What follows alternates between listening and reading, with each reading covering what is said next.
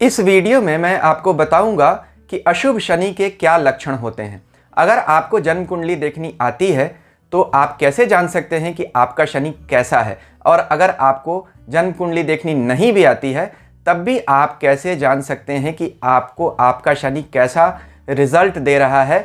और अगर यह रिजल्ट निगेटिव है तो आपको इस वीडियो में मैं शनि के 3 चमत्कारी उपाय बताऊंगा जो बिल्कुल सिद्ध हैं और आपके बुरे शनि को भी अच्छे शनि में बदल सकते हैं। तो कृपया वीडियो अंत तक ज़रूर देखिए।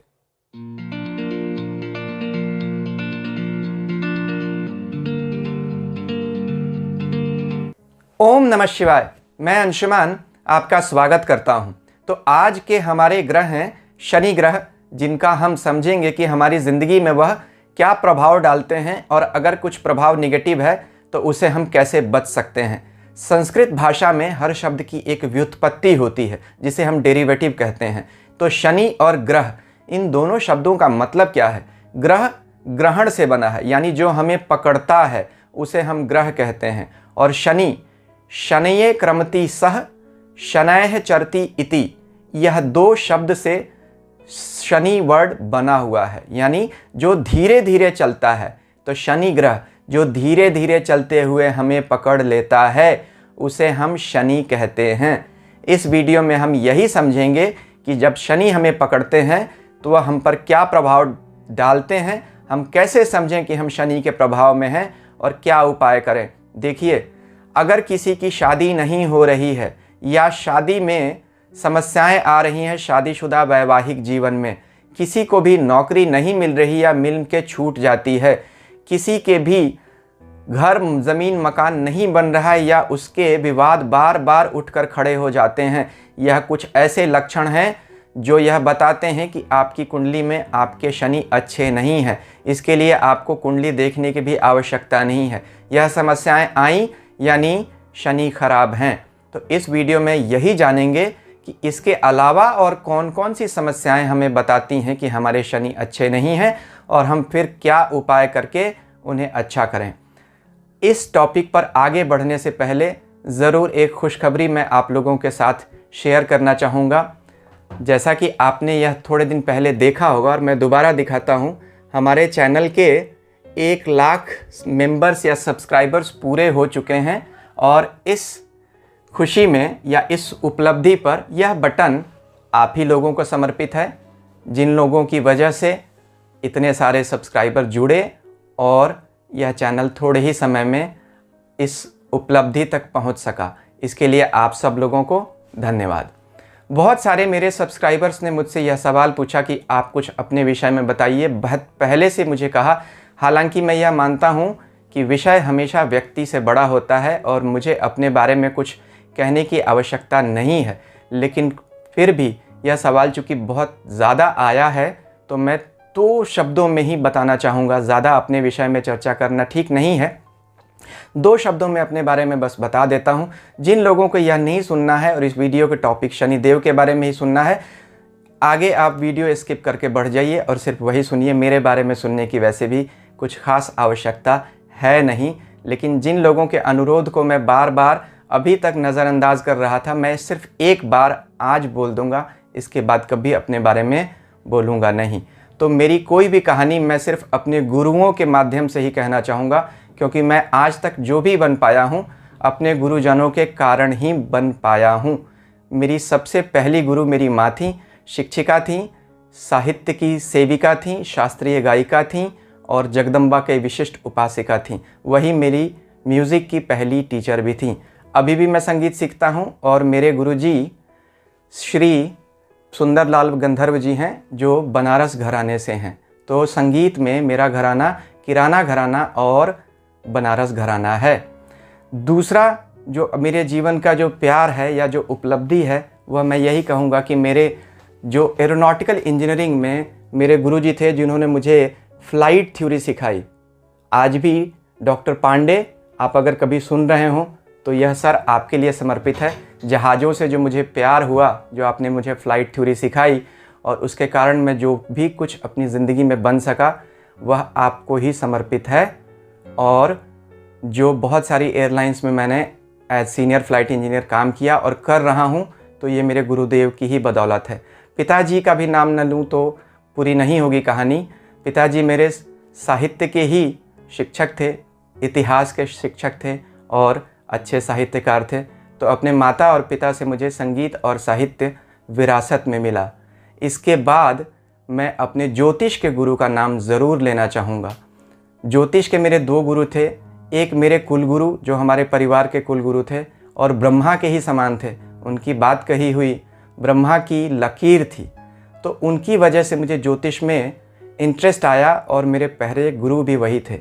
मेरे दूसरे गुरु ज्योतिषी भी थे और बड़े सिद्ध योगी भी थे, जिन्होंने मुझे योग शास्त्र की भी शिक्षा दी और ज्योतिष शास्त्र की भी शिक्षा दी। उन्होंने ही मुझे बताया कि हमारे शरीर में जो कुंडलिनी शक्ति होती है उसका नक्षत्रों से क्या संबंध है और कुंडलिनी की साधना करके हम ज्योतिष में कैसे आगे बढ़ सकते हैं या ग्रहों को कैसे अच्छा बना सकते हैं, जो इस वीडियो में मैं आपको ज़रूर बताऊंगा।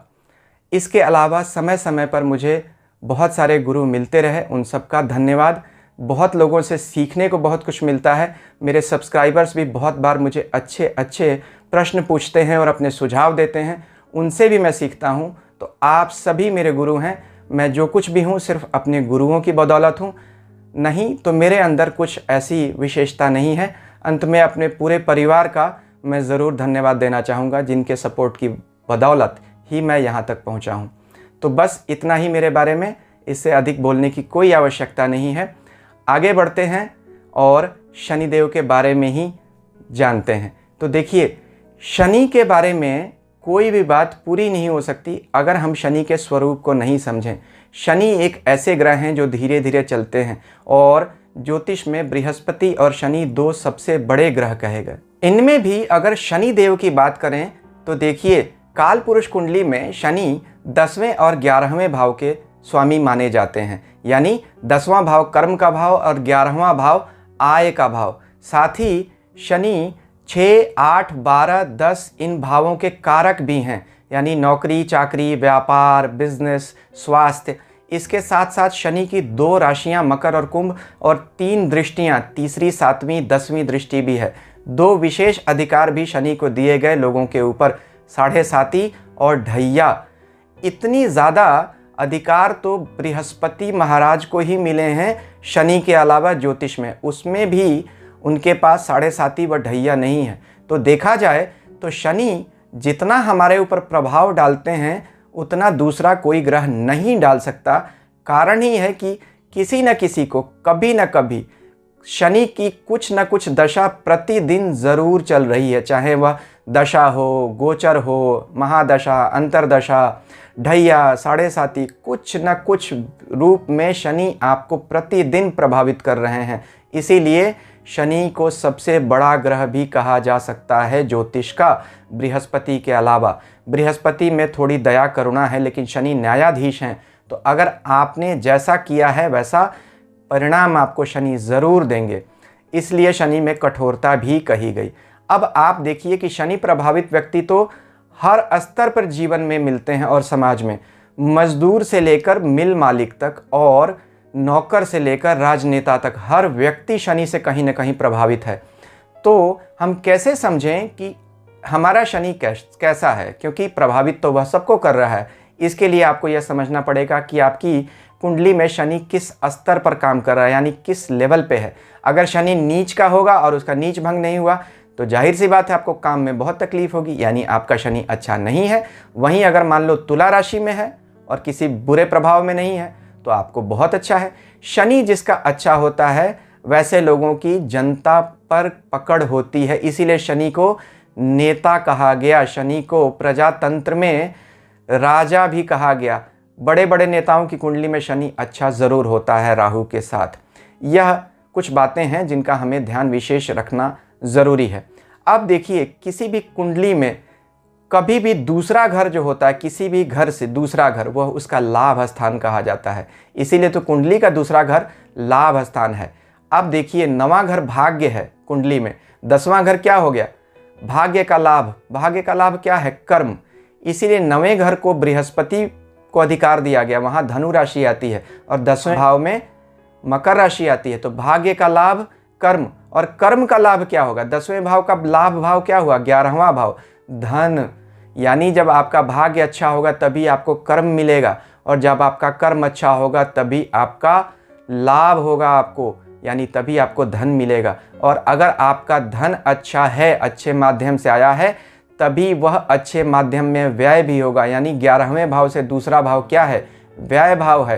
तो 9वां भाग्य, 10वां कर्म, 11वां आय और 12वां व्यय, यह सब एक दूसरे से जुड़े हुए हैं। तो देखिए 9वें और 12वें भाव के स्वामी बृहस्पति होते हैं और 10वें और 11वें भाव के शनि होते हैं। तो कुंडली की जो अंतिम 4 राशियां हैं और 4 अंतिम भाव हैं, उन पर इन्हीं 2 बड़े ग्रहों का अधिकार दिया गया।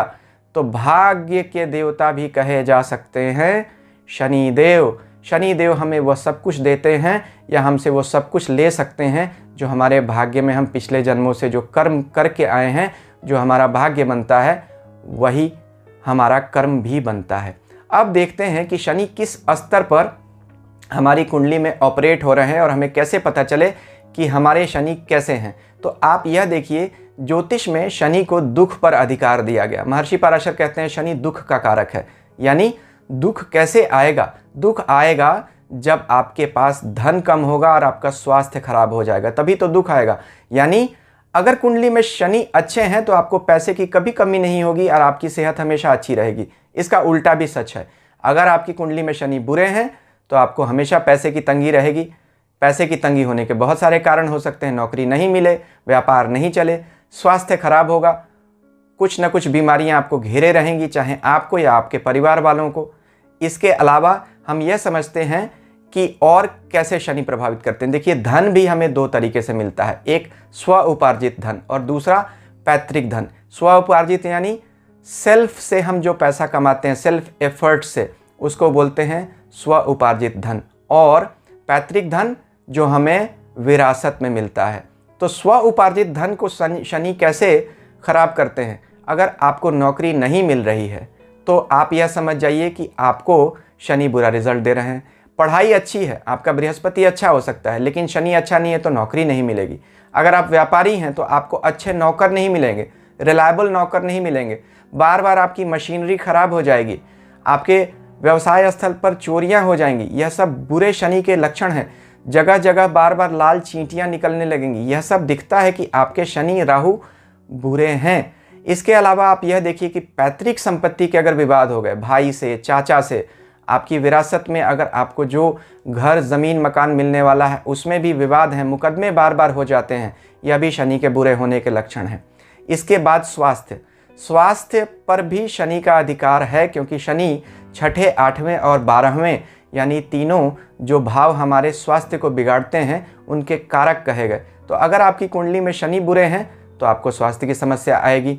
अब हमें कैसे पता चले कि स्वास्थ्य पर हमें शनि कैसे प्रभावित कर रहे हैं? देखिए स्वास्थ्य भी 2 तरीके का होता है, शारीरिक स्वास्थ्य और मानसिक स्वास्थ्य। शारीरिक स्वास्थ्य अगर आपका कभी भी खराब हो, खास तौर पर अगर कमर, पेट और घुटने और पैरों के रोग हों, तो जान जाइए आपके शनि खराब हैं। इसके अलावा मानसिक स्वास्थ्य, अगर व्यक्ति लोनली बहुत रहता है, डिप्रेशन में रहता है, अपनी चीज़ें शेयर नहीं करता, इंट्रोवर्ट हो जाता है, तो यह मानसिक स्वास्थ्य खराब होने की निशानी है। बार बार भूल जाना, भूलने की बीमारी हो जाना, अल्जाइमर हो जाना या पैरालिसिस हो जाना, ब्रेन स्ट्रोक हो जाना, यह भी शनि के कंट्रोल में आता है। शनि को ज्योतिष में वात पर अधिकार दिया गया, यानी हमारे शरीर में जो 3 त्रिदोष कहे गए, कफ, पित्त, वात, उसमें शनि को वात पर अधिकार दिया गया। वायु, और शनि भी वायु तत्व के ही ग्रह हैं, इसलिए हमारे शरीर में जो भी वायु से रोग होते हैं, जो डीजेनरेटिव डिजीजेज होती हैं, जैसे घुटनों के रोग, वह शनि कंट्रोल करते हैं। नर्वस सिस्टम पर भी शनि का अधिकार है। इसलिए पेट की बीमारियां, अगर आपका पेट इनडाइजेशन बार बार रहता है, डाइजेशन के सिस्टम खराब है आपका, तो वह भी पेट की नसों की कमज़ोरी की वजह से होता है, उस पर भी शनि का ही अधिकार है। अगर आप ज्योतिष थोड़ा जानते हैं, अपनी कुंडली देखना जानते हैं, तो आप देख लीजिए, अगर आपकी कुंडली में शनि कहीं 6ठे, 8वें, 12वें भाव में बैठे हैं, शनि जिस राशि में बैठे हैं उसमें सर्वाष्टक वर्ग में अगर 4 से कम बिंदु हैं, और अगर आपकी दशमांश कुंडली में भी शनि की पोजीशन ऐसी ही है, तो आप फिर समझ जाइए कि आपके शनि आपके लिए बुरा ही रिजल्ट देंगे। छठे, 8वें, 12वें भाव के स्वामियों के साथ भी अगर कुंडली में कहीं बैठे हैं, अपनी नीच राशि में बैठे हैं, तब भी शनि बुरे हैं। शनि अगर राहु, केतु, सूर्य, चंद्रमा जैसे ग्रहों के साथ बैठे हैं तो भी शनि आपको बुरा रिजल्ट देंगे।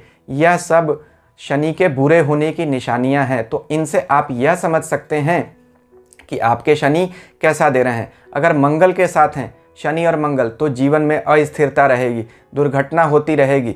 लेकिन अब यहाँ यही बात है, कैसे हम अपने बुरे शनि को भी अच्छे शनि में बदल डालें। यह भी एक कला है, ज्योतिष इसीलिए एक शास्त्र है।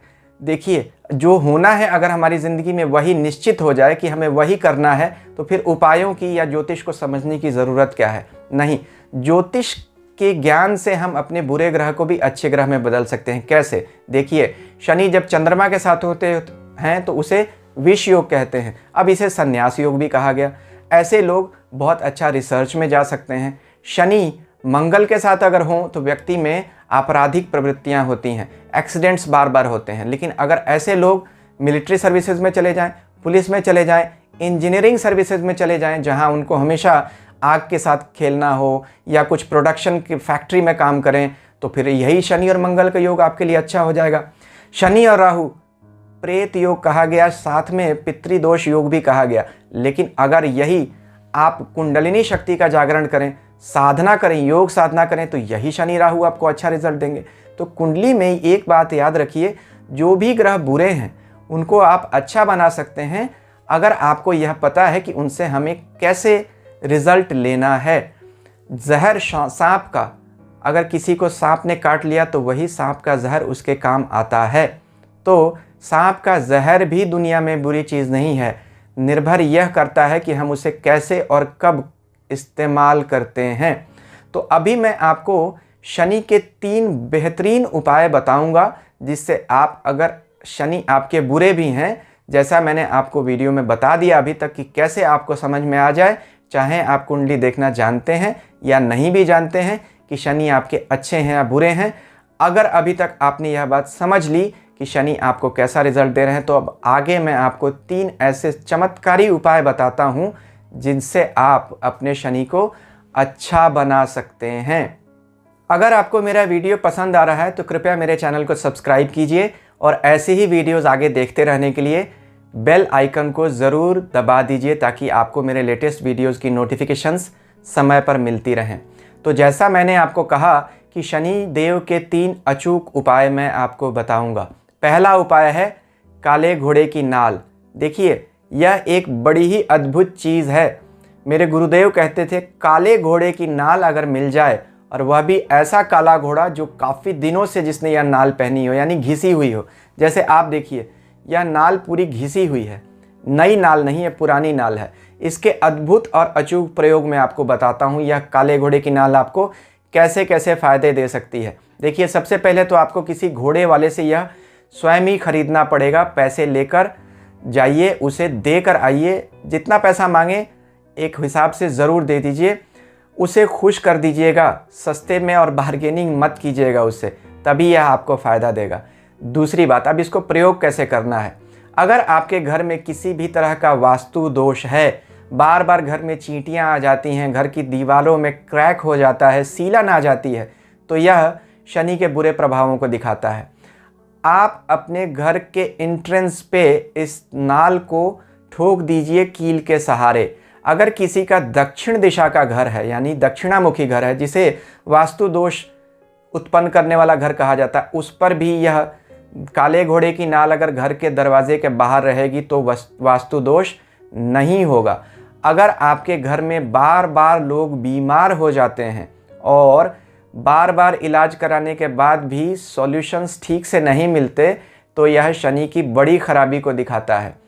इस केस में आप इस घोड़े की नाल को, जो व्यक्ति बीमार हैं उनके पलंग के पैर के पास नीचे रख दीजिए, गद्दे के नीचे। तो यह स्वास्थ्य में भी आपको लाभ देता है, क्योंकि ऐसी बीमारियां जो बिल्कुल ठीक नहीं होने वाली हैं या बहुत लंबे समय तक चलती रहती हैं, वह सब शनि के कंट्रोल में आती हैं। अगर किसी को नौकरी में बहुत तकलीफ हो रही है, बार बार नौकरी छूट जाती है या नौकरी मिलती ही नहीं है, तो काले घोड़े की नाल का एक छल्ला बनवा कर पहन लीजिए। किसी लुहार से आप इसी नाल को कटवा कर बनवा लीजिए। देखिए मार्केट में बहुत से गोल छल्ले मिलते रहते हैं, उन्हें मत लीजिएगा। कभी भी वह काले घोड़े की नाल के नॉर्मली नहीं होते हैं, लोहे के छल्ले बनाकर लोग बेचते हैं और उनका फ़ायदा नहीं होता है। कोई भी लोहे का छल्ला पहन लेना फ़ायदे की बात नहीं है, सिर्फ काले घोड़े की नाल से बना हुआ छल्ला ही आपको फ़ायदा देगा। देखिए धरती पर शनि का अधिकार कहा गया, और धरती पर जब यह काले घोड़े चलते हैं और उनकी नाल घिसती है तब इसमें एक तरह का चार्ज आ जाता है, इसीलिए यह नाल ही आपको फ़ायदा देगी। कैसे पहनना, एक छोटी सी अंगूठी बनाकर अपनी बीच की अंगुली में यानी मिडिल फिंगर में आप पहन सकते हैं, तो यह उपाय आपको काम आएंगे। अगर किसी की बार बार तबीयत बहुत ख़राब हो रही है और फिर भी रास्ता नहीं मिल रहा है, तो आप ऐसा करिए, किसी भी शनिवार को इस लोहे के पात्र में सरसों का तेल भर दीजिए, उसमें इस छल्ले को डाल दीजिए, अपना मुंह देख लीजिए, छल्ले को निकाल कर धोकर रख लीजिए और इस तेल को किसी गरीब व्यक्ति को जाकर दे दीजिए या किसी पेड़ के नीचे जाकर रखाइए। यह भी ऐसा उपाय है जो पुरानी बीमारी को भी ठीक करता है। अब आपको मैं शनि देव का एक अद्भुत मंत्र देता हूँ। मंत्र यह कृष्ण मंत्र है। मंत्र क्या है? ओम क्लीम कृष्णाय गोविंदाय गोपीजन वल्लभाय स्वाहा। देखिए यह शनि के उपद्रव को शांत करता है।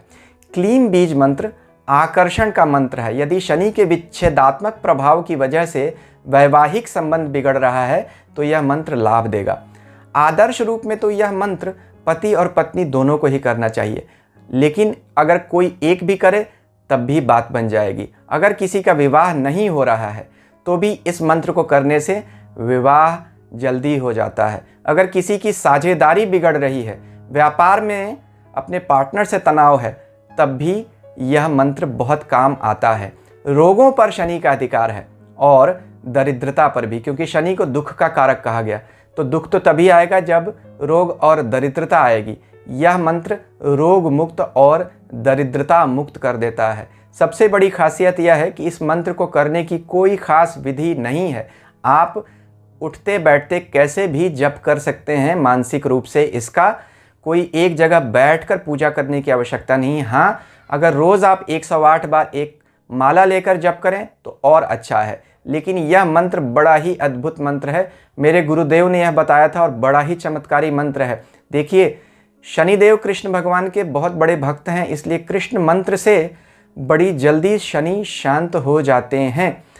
शनि के दो बड़े अच्छे मंदिर कहे गए। जो साउथ इंडिया के पास लोग रहते हैं वो महाराष्ट्र में शनि शिंगणापुर जा सकते हैं, और वृंदावन में जो कोकिल वन है जहाँ पर शनि देव का एक मंदिर है जो गिरिराज जी की परिक्रमा मार्ग में पड़ता है, वहाँ भी शनि का ये मंदिर है। वहाँ भी जाकर आप शनि की शांति कर सकते हैं।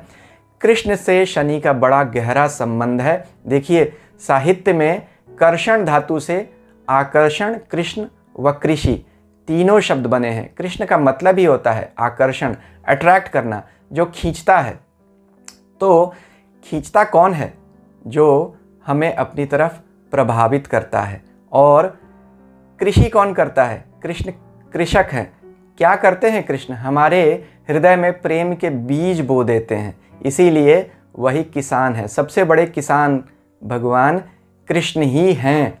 तो अब आइए देखते हैं कि कुंडलिनी शक्ति के माध्यम से शनि को कैसे हम शांत कर सकते हैं। मेरे गुरुदेव का बताया हुआ उपाय है तंत्र मार्ग से या कुंडलिनी मार्ग से कैसे शनि को शांत किया जाए। तंत्र का नाम सुनते ही घबराइएगा मत, ऐसी कोई काला जादू वाली बात आपको नहीं बोलूँगा। बिल्कुल साहित्यिक और शास्त्रीय बात, जो तंत्र में कुंडलिनी शक्ति के माध्यम से कैसे शनि को अच्छा किया जाए। देखिए ज्योतिष में 7 ग्रह कहे गए और कुंडलिनी शक्ति के 7 चक्र होते हैं। तो 7 ग्रह 7 चक्रों को दिखाते हैं। हर ग्रह का एक चक्र से संबंध है, और राहु और केतु जो कुंडलिनी शक्ति के दोनों तरफ ईड़ा और पिंगला नाड़ियां हैं जो 7 चक्रों के आसपास घूमती हुई ऊपर की तरफ जाती हैं, वह राहु और केतु हैं। उन्हें सांप के रूप में दिखाया गया, इसीलिए इसी माध्यम से कुंडलिनी हमारी ऊपर बढ़ती है। तो 7 और 2 9 ग्रहों से, ज्योतिष के 9 ग्रहों से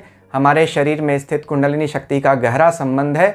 अगर आप कुंडलिनी साधना करते हैं तो आपके बुरे से बुरे ग्रह भी सुधर जाते हैं। तो इस वीडियो में मैं आपको शनि को कैसे सुधार सकते हैं योग साधना से, इस बारे में बताता हूँ। वैसे भी देखिए, शनि महान योगी हैं, वायु तत्व है ना, वायु यानी प्राणायाम करने से शनि बहुत ज़्यादा सुधर जाते हैं और बहुत जल्दी सुधर जाते हैं। जो लोग योग प्राणायाम करते हैं, कोई दूसरा उपाय नहीं भी करें तो भी शनि जल्दी सुधरते हैं। अब देखिए, ज्योतिष में कुंडलिनी में शनि को मूलाधार चक्र से स्थान दिया गया। मूलाधार की 2 अधिष्ठात्री देवियां हैं, निरुति व अलक्ष्मी। निरुति मृत्यु व रोग की देवी हैं और अलक्ष्मी निर्धनता की। शनि भी तो रोग और निर्धनता ही देते हैं। मूलाधार में मूल प्रकृति के रूप में देवी विराजमान है, निद्रावस्था में है, इसीलिए इसमें तमस की मात्रा ज़्यादा है। इसीलिए शनि को भी तामसिक ग्रह कहा गया। महर्षि पराशर कहते हैं शनि तामसिक और पाप का ग्रह है। तो नींद को तामसिक अवस्था से जोड़ के देखा गया। तंत्र शास्त्र के अनुसार मूलाधार चक्र को एक सांप ने कुंडली मारकर अपने मुंह से बंद कर रखा है। यही राहु और केतु हैं जिन्होंने शनि के मार्ग को अवरुद्ध कर रखा है। इसलिए ज्योतिष में राहु केतु सांप के रूप में दिखाए गए और शनि और राहु केतु का स्वाभाविक स्थान मूलाधार चक्र ही कहा जाता है।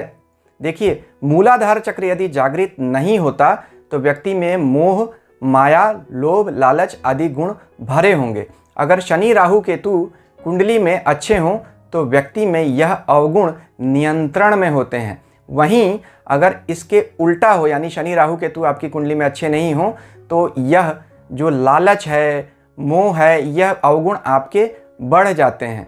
अगर अच्छे हों तो करुणा होगी, आप अपने पैसे का सही इस्तेमाल करेंगे, लोगों की मदद करेंगे, यानी आपका शनि अच्छा है। इसीलिए शनि को दरिद्र नारायण भी कहा गया। जो लोग गरीबों की मदद करते हैं उनका शनि वैसे भी अच्छा हो जाता है। तो याद रखिए, अगर हमने मूलाधार चक्र को जगा लिया या संतुलित कर लिया तो कुंडली में शनि राहु केतु बुरे भी हों तब भी वह अच्छा रिजल्ट देने लगते हैं। यही फ्री विल का और साधना का सही इस्तेमाल है। यहीं पर आकर देखिए, ज्योतिष और आध्यात्म एक दूसरे के पूरक बन जाते हैं। मूल नक्षत्र के देवता गणेश जी भी हैं। तो गणेश जी का तो काम ही है ना कि मूल प्रकृति के रूप में जो देवी पार्वती मूलाधार चक्र में सोई हुई हैं, उन्हें कोई डिस्टर्ब न करे, स्वयं शिवजी भी नहीं करें। इसीलिए शिवजी सहस्त्रार चक्र में रहते हैं या आज्ञा चक्र में, और देवी पार्वती मूलाधार चक्र में सोई हुई हैं। यही देवी को अगर हम ऊपर ले जाकर शिव से मिलाते हैं, इसी को तो मोक्ष कहते हैं। यही कुंडलिनी शक्ति का परम लक्ष्य होता है, माता को पिता से मिलाना, यही साधना है। लेकिन गणेश जी जो यहाँ बैठे हुए हैं, वह माता की नींद में खलल न पड़े इसलिए किसी तरह के बाहरी व्यवधान से बचाने के लिए वहाँ रक्षा करते हुए बैठे हुए हैं। इसीलिए मूलाधार चक्र ज़्यादातर लोगों का सोया रहता है और ज़्यादातर लोग सिर्फ ईट, स्लीप एंड प्रोक्रिएट, यही बेसिक इम्पल्सेस में फंसे रह जाते हैं, या लोभ लालच, दुनिया की चीज़ों को जमा करना। तो इसलिए गणेश जी की आज्ञा लेकर ही हम इस मूलाधार चक्र में प्रवेश कर सकते हैं, तभी इस चक्र के देवता गणेश जी कहे गए। देखिए, अगर मूलाधार चक्र आपका शक्तिमान हो गया तो लोभ लालच आपके जीवन से वैसे भी निकल जाते हैं। तो गणेश उपासना से आपका मूलाधार चक्र सही हो जाता है। मूलाधार चक्र का बीज मंत्र क्या है? लम। तो आप लम मंत्र का जाप कर सकते हैं। इसलिए कुंडलिनी से आप अपने शनि को अच्छा बना सकते हैं। तो मैंने आपको 3 उपाय दिए, एक घोड़े की नाल, दूसरा कृष्ण जी का मंत्र और तीसरा कुंडलिनी साधना से हम इसको कैसे ठीक कर सकते हैं। इसी को तो मंत्र, यंत्र और तंत्र की साधना कहते हैं। यही है और कुछ भी नहीं है। यंत्र क्या है? किसी भी चीज़ का बाहरी स्वरूप। तो यह क्या है? एक शनि का छोटा सा यंत्र हुआ। मंत्र क्या है? मन्नत त्रायति इति मंत्रः, जिसका मनन करने से हमें मुक्ति मिल जाए वह मंत्र है। इसीलिए कृष्ण जी का मंत्र। और तंत्र क्या है?